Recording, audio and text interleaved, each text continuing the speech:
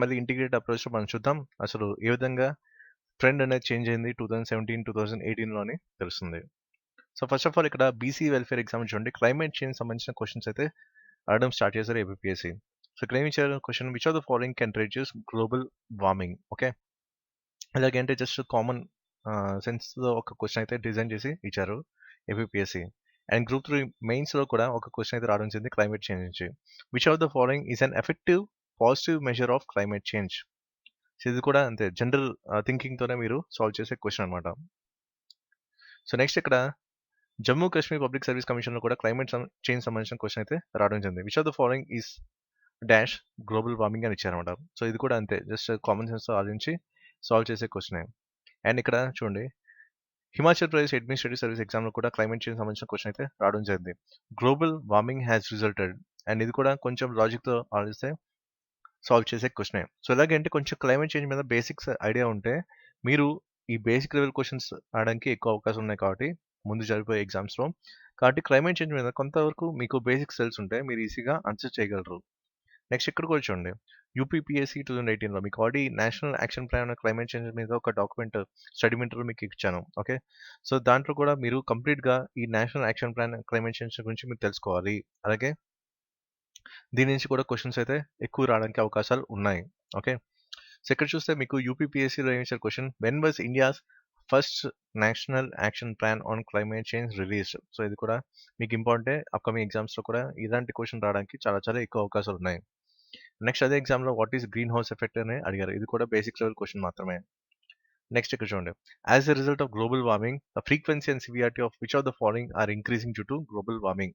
And ఇది కూడా basic level question and కొంచెం లాజికల్గా ఆలోచిస్తే మీరు ఈజీగా సాల్వ్ చేయగలరు. నెక్స్ట్ ఇక్కడ మహారాష్ట్ర పిఎస్సీలో కూడా క్లైమేట్ చేంజ్ సంబంధించిన క్వెషన్ అయితే రావడం జరిగింది. The impact of humans on global climate has been induced by which of the following. And ఇది కూడా జస్ట్ కామన్ సెన్స్తో ఆలోచించే క్వశ్చనే. అండ్ నెక్స్ట్ ఇక్కడ చూడండి, మనకి కేపీఎస్సీ 2017లో క్లైమేట్ చేంజ్ సంబంధించిన కరెంట్ అఫైర్స్ బేస్ క్వశ్చన్ అయితే రావడం జరిగింది. సో ఒకటి కరెంట్ అఫైర్స్ రిలేటెడ్ క్వశ్చన్స్ వస్తున్నాయి, లేకపోతే కొంచెం లాజికల్గా ఆలోచించి కొంచెం కామన్ సెన్స్ మీరు ఆలోచిస్తే సాల్వ్ చేసే క్వశ్చన్స్ మాత్రమే అడుగుతున్నారు ఈ పర్టికులర్ క్లైమేట్ చేంజ్ నుంచి. ఓకే, ఇక్కడ చూసుకుంటే కరెంట్ అఫైర్స్ బేస్ క్వశ్చన్ అయితే రావడం జరిగింది. 46th session of inter governmental panel on climate change will take place in September 2017 in which of the following places. Okay, ఇలాగా కరెంట్ అఫైర్స్ నుంచి రావడం జరిగింది.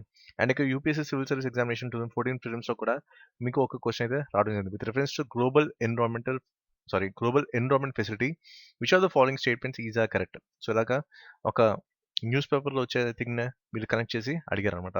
ఓకే, ఇలాగా వీళ్ళు లింక్ చేయడం జరిగింది క్లైమేట్ చేంజ్ అలాగే కరెంట్ అఫైర్స్ బేస్తో ఏ విధంగా క్వశ్చన్స్ వస్తున్నాయి కూడా మీరు తెలుసుకోవచ్చు. ఓకే, సో ఇది కూడా మీకు అప్పుడు ప్రిలిమ్స్లో మీకు క్వశ్చన్ ఇచ్చింది కూడా కరెంట్ అఫైర్స్ని బేస్ చేసుకునే. సో ఇలాగా మీకు క్వశ్చన్స్ అయితే వస్తున్నాయి క్లైమేట్ చేంజ్ నుంచి.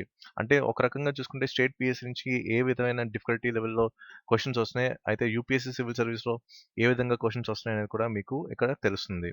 Okay, so next important keyword అంటే ఓజోన్. ఓకే, ఓజోన్ గురించి చాలా అయితే క్వశ్చన్స్ రావడం జరిగింది డిఫరెంట్ పిఎస్సీ పేపర్స్లో కూడా మనకి ఈ పర్టికులర్ కీవర్డ్తో క్వశ్చన్స్ అయితే రావడం జరిగింది. అయితే ఇక్కడ డిఎల్ 2017 నుంచి ఈ పర్టికులర్ ఓజోన్ నుంచి క్వశ్చన్స్ రావడం జరిగింది. అంటే ఈ ఓజోన్ కీవర్డ్ నుంచి క్వశ్చన్స్ అయితే అడుగుతున్నారు ఏపీఎస్సీ. ఇక్కడ చూసుకుంటే ozone depletion refers to the concept of depletion of ozone in a layer of అడిగారు అనమాట. ఓకే, అయితే స్ట్రాటోస్ఫియర్ అంటే ఇలాంటి type of basic level questions కూడా మీకు రావడానికి అవకాశం ఉన్నాయి కాబట్టి వీటి నుంచి కూడా మీరు తెలుసుకోవాలి. ఓకే, అండ్ ఇక్కడ చూడండి, the amount of ozone in atmosphere began to drop sharply during. And ఇది కూడా న్యూమరికల్ బేస్ క్వశ్చన్. అండ్ ఇది ఏంటంటే జస్ట్ మనం ఏంటంటే అంత వేగంగా సాల్వ్ చేయలేని క్వశ్చన్, ఎందుకంటే ఇది మీకు తెలిస్తే తప్ప మీరు సాల్వ్ చేయలేరు. కాబట్టి ఓజోన్ సంబంధించిన క్వశ్చన్స్ అయితే కొంచెం ఈ న్యూమరికల్స్ వస్తే మాత్రం ఇబ్బంది పడాల్సిన అవసరం అవుతుంది. అయితే ఇది కూడా కరెంట్ అఫైర్స్ బేస్లోనే మీకు వెళ్తుంది కాబట్టి మీకు ప్రాబ్లం ఉండదు. నెక్స్ట్ ఇక్కడ జమ్మూ కాశ్మీర్ పిఎస్సీలో చూడండి, which of the following statements is are true అని. అండ్ ఇక్కడ చూసుకుంటే మీకు ఇందాక మనం ఏపీఎస్సీలో ఏదైతే మనం స్ట్రాటోస్ఫియర్ అని చూసామో సేమ్ అదే లింక్లో కొంచెం డీటెయిల్గా ఇవ్వడం జరిగింది. ఓకే, సో ఇక్కడ చూసారా కొంచెం డీటెయిల్గా ప్రతిదీ కూడా ఇవ్వడం జరిగింది. అంటే ఇక్కడ మీకు సబ్జెక్ట్ నాలెడ్జ్ ఉంటే తప్ప మీరు ఆన్సర్ చేయలేరు. అండ్ దానికి సంబంధించిన ఇన్ఫర్మేషన్ కూడా మీకు తెలిస్తే తప్ప, ఫ్యాక్ట్స్ తెలిస్తే తప్ప మీరు ఆన్సర్ చేయలేని పరిస్థితి ఉంటుందన్నమాట. అయితే ఇవన్నీ కూడా గ్రూప్ 1 రేంజ్ అలాగే యూపీఎస్సీ సివిల్ సర్వీస్ రేంజ్ ఉంటాయి కాబట్టి బేసిక్ లెవెల్ క్వశ్చన్స్ అయితే మీరు ఎక్స్పెక్ట్ చేయొచ్చు ఏపీఎస్సీ ఎగ్జామ్స్లో. Okay, in case level of difficulty పెంచేది మాత్రం ఈ విధంగా క్వశ్చన్స్ రావడానికి చాలా చాలా ఎక్కువ అవకాశాలు ఉన్నాయి. నెక్స్ట్ ఇక్కడ చూడండి, out of the following which of the altitudes in the atmosphere would have the maximum concentration of ozone. And ఇలాంటి టైప్ ఆఫ్ క్వశ్చన్స్ కూడా మీకు న్యూమరికల్ డేటాని లింక్ చేసుకుంటూ కూడా క్వశ్చన్స్ అయితే వస్తున్నాయి. ఇది మనకి అంటే జేకేపీఎస్సీలో కూడా రావడం జరిగింది. అండ్ ఇక్కడ ఉత్తరప్రదేశ్ పిఎస్సీలో కూడా మనం చూసాం, the maximum concentration of ozone is found in which of the following. మీకు చాలాసార్లు వీడియోస్లో చెప్పాను, కొన్ని బేసిక్ సెట్ ఆఫ్ క్వశ్చన్స్ ఉంటాయి అండ్ అవి స్టాండర్డ్ క్వశ్చన్స్ కూడా తీసుకుంటారు అన్ని పిఎస్సీస్లో, అవి లింక్ అయితే కనిపిస్తాయని చెప్పాను. సో ఇది కూడా ఒక ఉదాహరణ ఏ విధంగా మనకి ఈ డిఎల్ 2017లో ఏపీఎస్సీ అడిగిన క్వశ్చన్.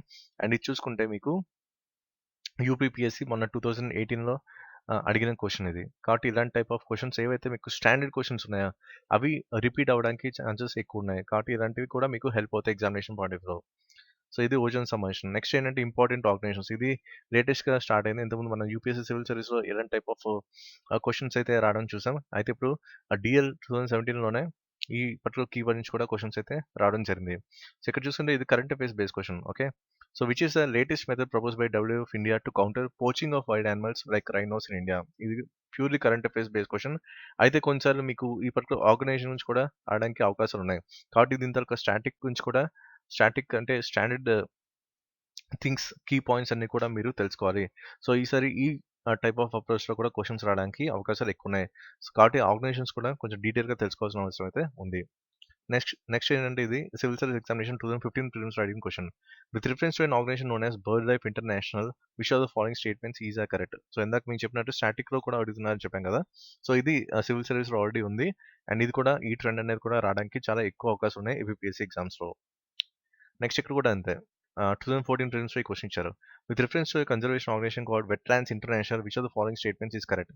సో ఇది కూడా అంతే, స్టాటిక్ పార్ట్ తెలిస్తే తప్ప మీరు ఆన్సర్ చేయలేరు. అండ్ ఇది కూడా ప్యూర్లీ మీరు కరెంట్ అఫైర్స్ చదువుతున్నప్పుడే మీరు బ్యాక్గ్రౌండ్ కూడా చెక్ చేసుకోవాలి. మీరు చాలాసార్లు చెప్పినట్టు static and dynamic approach follow అవ్వాలని. సో అయితే డైనమిక్ అప్రోచ్ వస్తే మాత్రం మనకి ఈ విధంగా క్వశ్చన్స్ వస్తాయి. అదే స్టాటిక్ పార్ట్లో అడిగితే మాత్రం ఈ విధంగా civil service prelims point of వ్యూలో క్వశ్చన్స్ రావడానికి అవకాశాలు ఎక్కువ ఉన్నాయి. నెక్స్ట్ 2014 ప్రిలిమ్స్లో కూడా ఇలాంటి క్వశ్చన్ రావడం జరిగింది. With reference to Bombay national history society consider the following statements. So ఇది కూడా అంతే, స్టాటిక్ పార్ట్ తెలిస్తే తప్ప మీరు ఆన్సర్ చేయలేరు. సో ఇది purely current affairs base questions, కానీ దాని బ్యాక్గ్రౌండ్ స్టాటిక్ పార్ట్ నుంచి అడగడం జరిగింది యూపీఎస్సీ. కాబట్టి ఇలాంటి టైప్ ఆఫ్ క్వశ్చన్స్ డెఫినెట్గా మీకు వస్తే కమింగ్ ఏపీఎస్సీ ఎగ్జామ్స్లో. సో ఇది ఒక 3 important keywords like climate change, ozone and important organizations నుంచి ఏ విధంగా క్వశ్చన్స్ వస్తున్నాయని. సో ఇది ఒక డిఫరెంట్గా వచ్చే అవకాశాలు ఎక్కువ ఉన్నాయి ఈ పర్టికులర్ 3 కీవర్డ్స్ నుంచి. కాబట్టి వీటి మీద ఫోకస్ చేయాల్సిన అవసరం అయితే ఉంది. So that's it for video and thank you for watching.